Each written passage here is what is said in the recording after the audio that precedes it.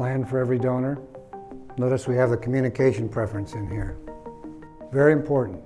I had an experience, this is back in the 90s, this is so interesting to me.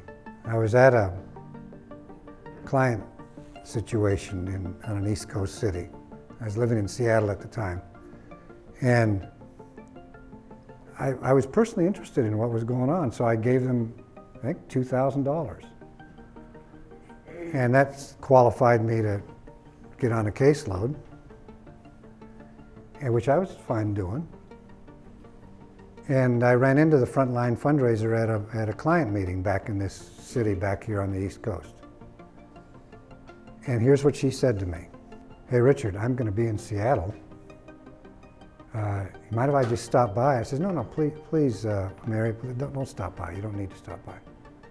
Yeah, but I'm going to be in Seattle and I could just stop by. No, I don't want you to stop by. Please do not stop by. I'm more of an email guy, and just send me stuff on email, and if I'm interested, I'll talk to you and so on. Well, okay, but I'm going to be there. Okay, third time. Do not. So like 3 or 4 weeks go by, and the receptionist calls me in my Seattle office. Hey, there's a Mary here to see you. And I was nice, but I said, Mary, let's talk about this. When we were back in that East Coast city, I told you not to do what you're doing right here. And it's offensive to me that you didn't listen. Are you doing this with all your donors? And, oh, I'm sorry. I says, but why didn't you listen?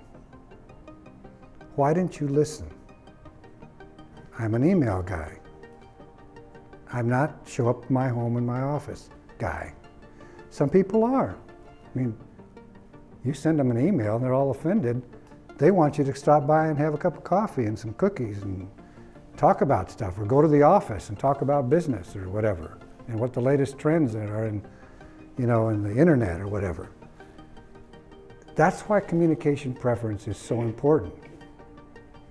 Turns out that the relationship there deteriorated over time and I stopped giving. So they lost a donor. And then like 2 or 3 years after that, we actually resigned from the client. So not because of that, but it was just like as we went. But this is so critical. We have a client one donor who's very, very wealthy, only talks to the major gift person by text.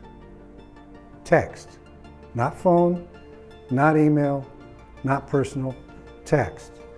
And the manager will often will learn that this guy is texting like at 2 in the morning. I mean, he's very wealthy, very successful. They're wrong. Well, I want to know what the answer to this question. Did you tell me? Be sure and get back to me.